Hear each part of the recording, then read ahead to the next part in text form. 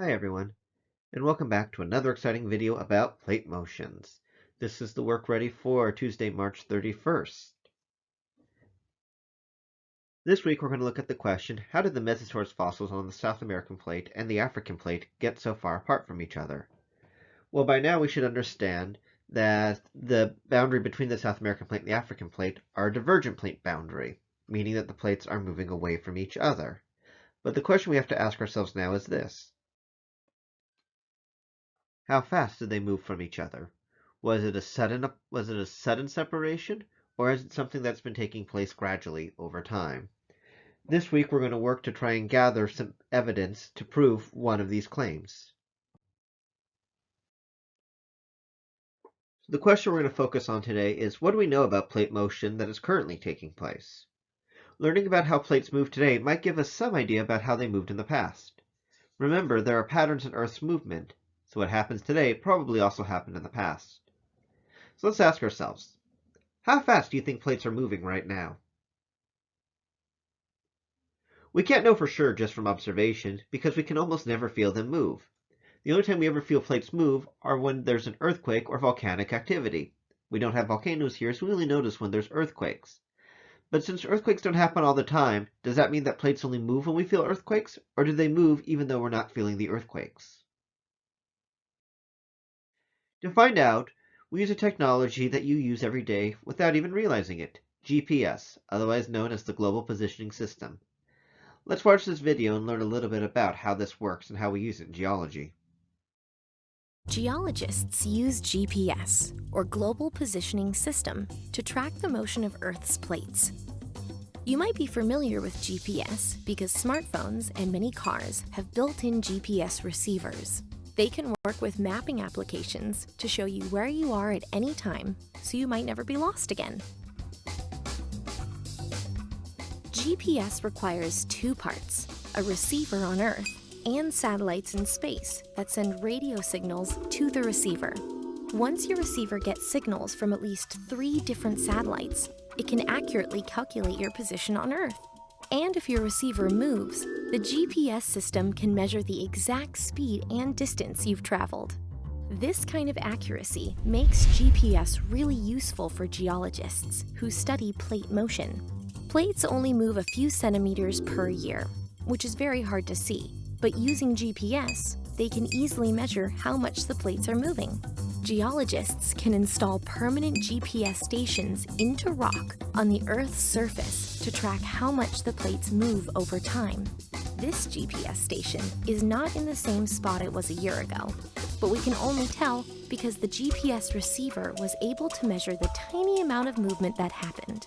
Plates move such a small distance each year that it's not really visible to our eyes. But as the GPS receivers continue to move, geologists can measure these very tiny movements over time. The readings can measure exactly how fast the plates are moving and in what direction.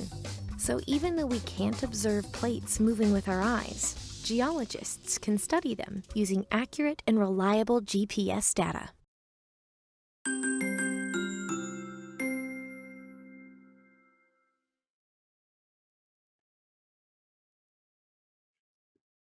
This map here now shows the movement of different plates and how far they travel within a year. All the numbers you see are centimeters. In the video, we learned that GPS receivers on Earth can accurately measure the small distances that plates currently move, even though we humans cannot directly sense this movement. Since the 1970s, scientists have used measurement from GPS taken over a period of time to calculate the rate of plate motion. The video showed us that with GPS, scientists can calculate the rate at which an individual plate moves. Another way we can use GPS data is to think about the rate of plate motion to calculate how fast or slow two plates are moving together or apart, as shown on this map. What do you notice about the current rate of plate motion at different boundaries on Earth?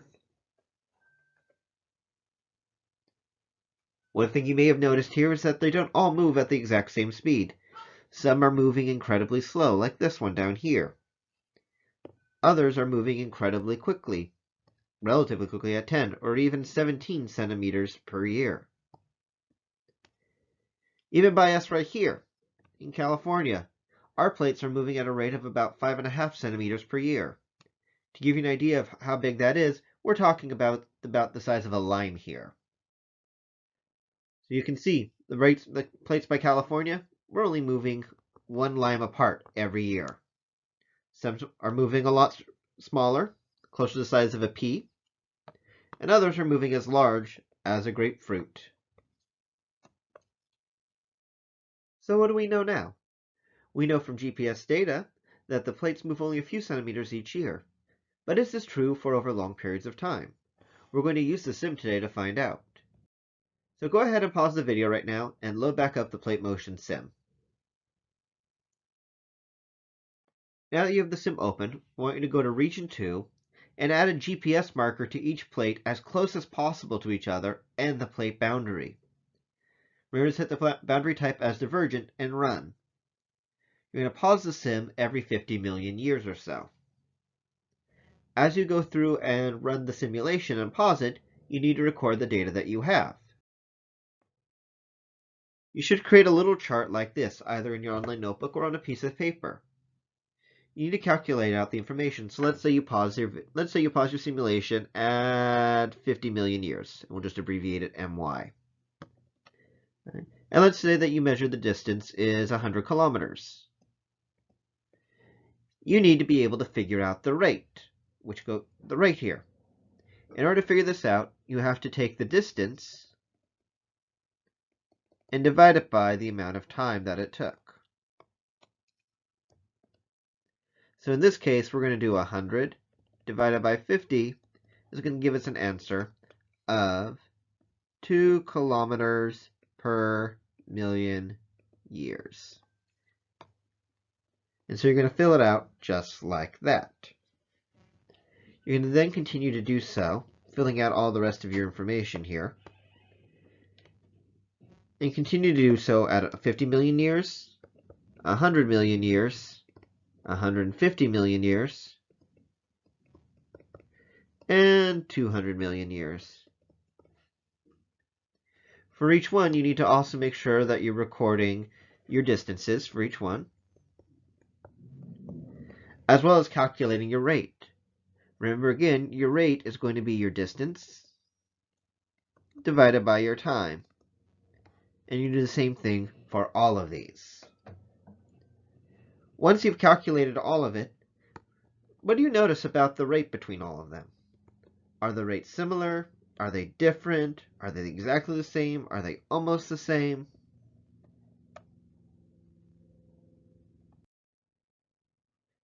Each of the rates, if it worked out right, should be about 22 kilometers every million years, meaning that the plates are constantly moving at about the same speed over time. To put it back into context for this map, this means that the plates in the simulator moved about 2 centimeters per year. Are there any boundaries here on the Earth map now that are similar to that? You might have noticed that there are a couple here, here, and here that should be pretty close to the numbers that you got.